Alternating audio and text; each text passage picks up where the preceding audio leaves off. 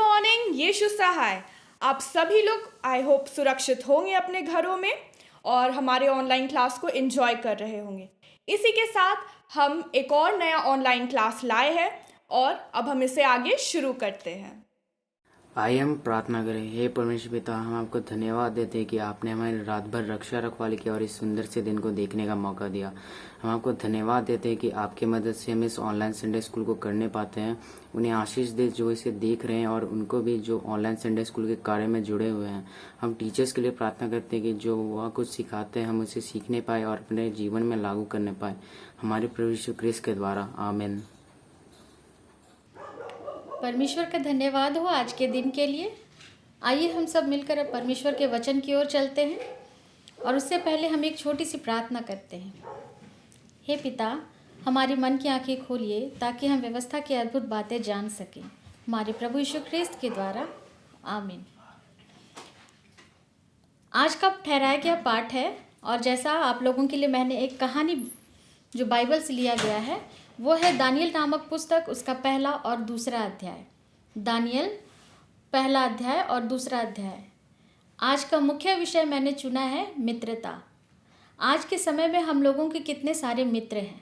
हमने मित्रता देखी है, मित्रता करते हैं, दोस्ती करते हैं, फ्रेंडशिप करते हैं, हर तरह से चीज़ें होती हैं। तो क्या बाइबल हमें मित्रता के बारे नहीं सिखलाती?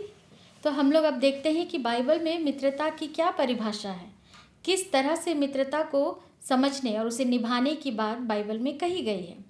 तो इसे हम एक कहानी के द्वारा देखेंगे जो कि दानियल की कहानी है। उसमें है दानियल और उसके मित्र।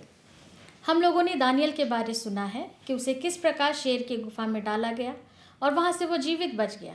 इससे पहले हम लोग देखते हैं कि दानियल के साथ उसके 3 मित्र भी हैं जो कभी उसका साथ नहीं छोड़ते। परमेश्वर की महिमा करने से लेकर, परमेश्वर के कार्य करने से लेकर, हर जगह परमेश्वर के नाम से खड़े होने तक वे हमेशा दानियल के साथ कंधे से कंधा मिलाकर चलते थे। और उनमें उनका नाम जो चुने हुए थे उसमें एक तो था दानियल, दूसरा था हनन्या, तीसरा था मिशाएल और तीसरा था अजर्या। और बाद में इनका नाम बदल दिया गया जिसे हम सब जानते हैं। दानियल को पहले बेलशत्सायर कहा जाता था, लेकिन बाद में जब नाम बदला तो दानियल, शद्रक, मेशक और अबेदनगो हो गया।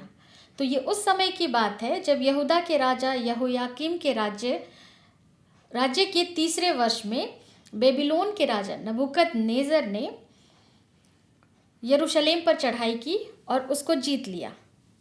अब जीतने के बाद नबूकदनेस्सर ने सोचा कि यहाँ के जितने भी लोग हैं इन लोगों को शिक्षित किया जाए, इन लोगों को बहुत सारी विद्याएं दी जाएं और ऐसी विद्या जो कि यहोवा के विपरीत हो, ऐसी विद्या, ठीक है, जिसमें हो सकता है कि ज्योतिष विद्या हो, जादू टोने की विद्या हो और इस प्रकार के बहुत सारी विद्याओं को सिखाने के लिए अब उनको यहोवा के रास्ते से, मार्ग से हटाने के लिए उनको विद्वानों की ज़रूरत पड़ी। किसे? नबूकदनेस्सर को। तब उसने ढिंढोरा पिटवाया कि अपने नगर में जाओ और जितने भी पंडित ज्ञानी हैं उन सबको लेकर आओ और मैं देखूंगा कि कौन विद्वान है और उसे अच्छे अच्छे पद पर डालो।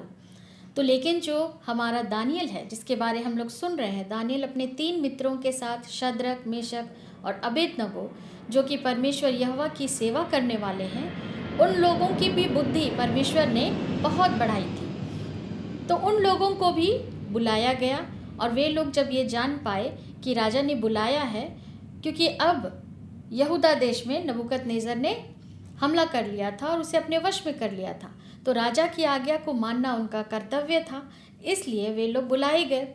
अब वहाँ आने के बाद उन लोगों को भी ज्ञान की बातें सिखाने को कहा गया और साथ में जितने भी ज्ञानी और पंडित लोग वहाँ पधारे थे, आए थे, उन लोगों के लिए एक राजा ने घोषणा की कि इन्हें बहुत अच्छे अच्छे खाने दिए जाएं, बहुत सुंदर वस्त्र दिए जाएं, इन्हें दाखमधु दिया जाए, इन्हें बहुत अच्छा अच्छा हिष्ट पुष्ट पाला हुआ बछड़ा इनके लिए दिया जाए। तो इस तरह से उन लोगों के लिए बहुत सारी सुविधाएं राजा ने कर दी और कहा कि 3 साल तक इन लोगों को पूरी तरह से तैयार किया जाए, उसके बाद ये लोग मेरे राज्य के बड़े बड़े अधिकारी बनेंगे। लेकिन दानियल और उनके मित्रों ने इस बात से इनकार कर दिया और कहा कि हम लोग आपका दिया हुआ खाना नहीं खाएंगे और ये खाना हमारे लिए अशुद्ध है, ना हम दाक मधु पिएंगे, ना हम किसी तरह से का कोई छका हुआ कोई खाना खाएंगे। तो इस प्रकार से उनकी जो देखभाल करने वाले थे वे डर गए कि अगर ये लोग खाना ढंग से नहीं खाते हैं तो राजा तो हमारे ऊपर नाराज़ हो जाएंगे, तो हमें क्या करना होगा। तो इन्होंने राजा से कहा कि आपके जो मित्र हैं, आपने जिन लोगों को बुलाया है उनमें से 4 लोग ऐसे हैं जो राज्य भोज खाना नहीं चाहते हैं। तो दानियल ने इस बात से साफ इनकार कर दिया था कि वे लोग राज्य भोज में शामिल नहीं होंगे। तब राजा आज्ञा देते हैं कि ठीक है, वे जो चाहते हैं उनको दो। तो उनको साग पात और इस प्रकार से रोटी दी जाती थी। अब इस तरह होते हुए दानियल ने एक वहाँ पर चैलेंज किया था कि हमें 10 दिन तक सिर्फ रोटी और साग दो, अगर हम लोग खाते हैं उसके बाद आप लोग हम लोगों को देखिए और किस प्रकार से आप देख पाते हैं उसके बाद आप विचार कीजिएगा। 10 दिन तक उन्हें साग और रोटी मिली। 10 दिन के बाद सबको राजमहल में बुलाया गया। तो उन्होंने क्या देखा, राजा ने, कि जितने भी पंडित और ज्ञानी बुलाए गए थे उनके चेहरे के तेज और इन चारों के चेहरे के तेज में ज़मीन आसमान का अंतर है। ये लोग परमेश्वर की महिमा में इतने चमक रहे थे, इनका चेहरा इतना चमक रहा था, इनमें इतनी एनर्जी थी कि ये लोग किसी भी तरह से अपने आप को थकित नहीं महसूस कर रहे थे और इनके विचार भी इतने पक्के थे। किसी बात के अगर इन लोगों से सवाल की जाती या चर्चा की जाती तो ये खुलकर उसके बारे में बोलते थे। तब राजा को इस बात का एहसास हुआ कि नहीं, ये जिनको मानते हैं ज़रूर कोई ना कोई बात है उसमें। इस प्रकार से हम लोगों ने देखा कि किस प्रकार से दानियल और उसके मित्र अपनी मित्रता में अड़े रहे, एक दूसरे का साथ उन्होंने नहीं छोड़ा। यहाँ पर यह भी हो सकता था कि दानियल अगर बोलते कि नहीं मैं साग पात खाऊंगा, उसके मित्र बोलते कि ठीक है, तुमको मन है तुम साग पात खाओ, हम लोग तो भाई दाक मधु पिएंगे, अच्छा खाना खाएंगे। अब यही सिलसिला आगे चला। अब एक बार की घटना हुई कि नबूकदनेस्सर ने एक स्वप्न देखा।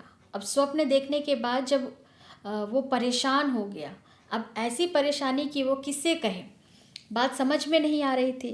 तब फिर उसने ढिंढोरा पिटवाया कि जितने भी ज्ञानी लोग हैं उन लोगों को बुलाया जाए जो मेरे सपने का अर्थ बता सके।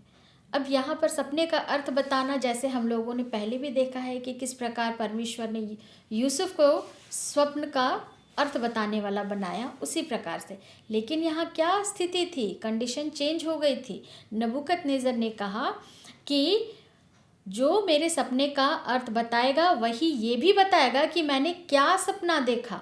मैं किसी को अपना सपना नहीं बताऊंगा और मैं उसी को विद्वान समझूंगा, उसी को महान और बड़ा समझूंगा जो ये बताएगा कि मैंने क्या सपना देखा। उसके बाद वो ये बताएगा कि उसका अर्थ क्या है। तो जितने पंडित ज्ञानी थे वे इस बात को लेकर चिंतित हो गए कि ऐसे कैसे हो सकता है, अगर सपना बताया ही नहीं जाए तो हम लोग उसका अर्थ कैसे बता सकते हैं। धीरे धीरे ये चलता रहा। अब फिर से यहाँ ये बात दानियल और उनके मित्रों के पास पहुँची और राजा ने उनको भी बुलवाया। अब जब दानियल को ये बात पता चली कि राजा चाहते हैं कि राजा ये चाहते हैं कि उनका स्वप्न बताया जाए और साथ ही उसका अर्थ बताया जाए, तो दानियल ने क्या किया, अपने मित्रों को बुलाया और कहा कि तुम लोग मेरे लिए प्रार्थना करो और ताकि मैं उसकी नबूकदनेस्सर के स्वप्न को बता सकूं और उसके अर्थ को बता सकूं। इन्होंने यहोवा को पुकारा, इन्होंने परमेश्वर प्रधान को पुकारा और प्रार्थना की कि हर तरह की बुद्धि और हर तरह की समझ दानियल को प्रदान करे। और इस तरह से दानियल राजा के पास उपस्थित होता है, उनके स्वप्न को बताता है, उनके अर्थ को बताता है। ठीक है, तो ये जो 2 अध्याय हैं, मेरी निवेदन है बच्चों से कि ये 2 अध्याय आप लोग अवश्य घरों में पढ़ें। अच्छा, ठीक है, जब दानियल स्वप्न का अर्थ बता चुका होता है तब इन लोगों के प्रति राजा का प्रेम उमड़ पड़ता है और इन लोगों को बड़े और ऊंचे पद मिल जाते हैं। तो बच्चों, मैं ये बतलाना चाह रही हूँ कि हम लोग एक दूसरे के साथ जब मित्रता करते हैं तो हम लोग अच्छाई की ओर ले जाने की ओर करते हैं या बुराई की ओर। क्या हम लोग मित्र होने के नाते एक दूसरे के लिए प्रार्थना करते हैं? हमें भी आवश्यक है कि हम एक दूसरे के लिए प्रार्थना करें। आपका मित्र किसी भी प्रॉब्लम में हो सकता है, चाहे वो बताए या ना बताए, लेकिन जब भी कभी आपको मौका मिले, जब भी आप व्यक्तिगत प्रार्थना में जाएं, तो अवश्य ही अपनी प्रार्थना में अपने मित्रों को भी याद करें, क्योंकि परमेश्वर सबको देखता है और सबकी आवश्यकताओं को पूरा करता है। परमेश्वर बुद्धि देने वाला है, क्योंकि परमेश्वर कहता है कि जिस किसी को बुद्धि की घटी है वो परमेश्वर से मांगे, जो बिना उल्लाहना किए सबको उदारता से देता है और उसे दी जाएगी।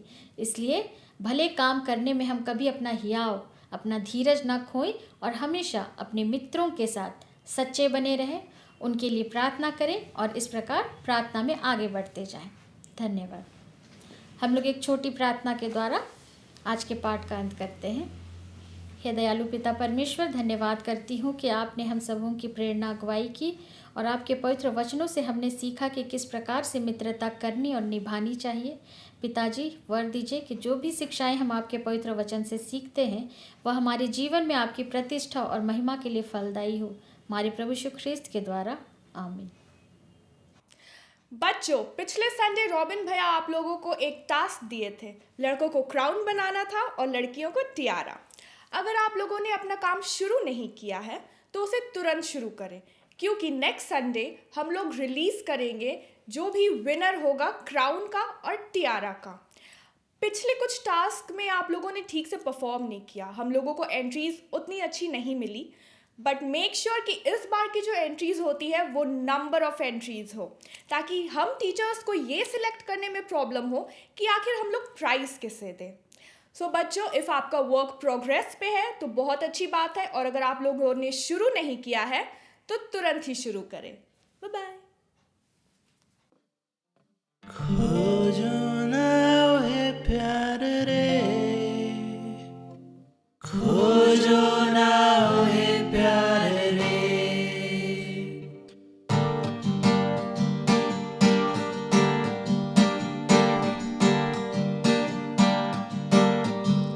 खोजो ना ओहे प्यार रे, खोजो ना ओहे प्यार रे, खोजो ना ओहे प्यार रे, खोजो ना ओहे प्यार रे, मांदर दर्द तंग कर चुनुन, कोयल कर कुहू, कोयल कर कुहू, यीशु कर गीत गावाते, हरे यीशु कर गीत गावाते, छोड़ ले लो यीशु कर प्यार, छोड़ दे लो पापी संसार, छोड़ ले लो यीशु कर प्यार, छोड़ दे लो पापी संसार, खोजो ना ओहे प्यार रे, खोजो ना ओहे प्यार रे, खोजो ना ओहे प्यार रे,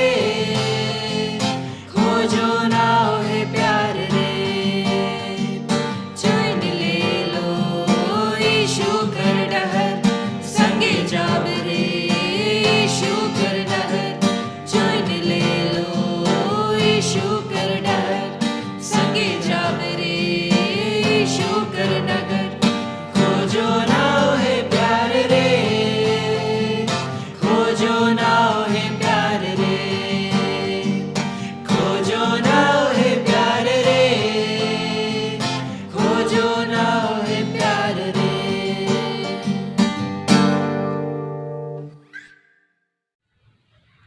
आइए हम इस दान के लिए प्रार्थना करें। हे पिता, इस दान पर आशीष दे ताकि ये संडे स्कूल के काम में आने पाए। इस छोटी सी विनती को प्रभु यीशु के नाम में मांगते हैं, आमीन। आइए हम अंतिम प्रार्थना करें।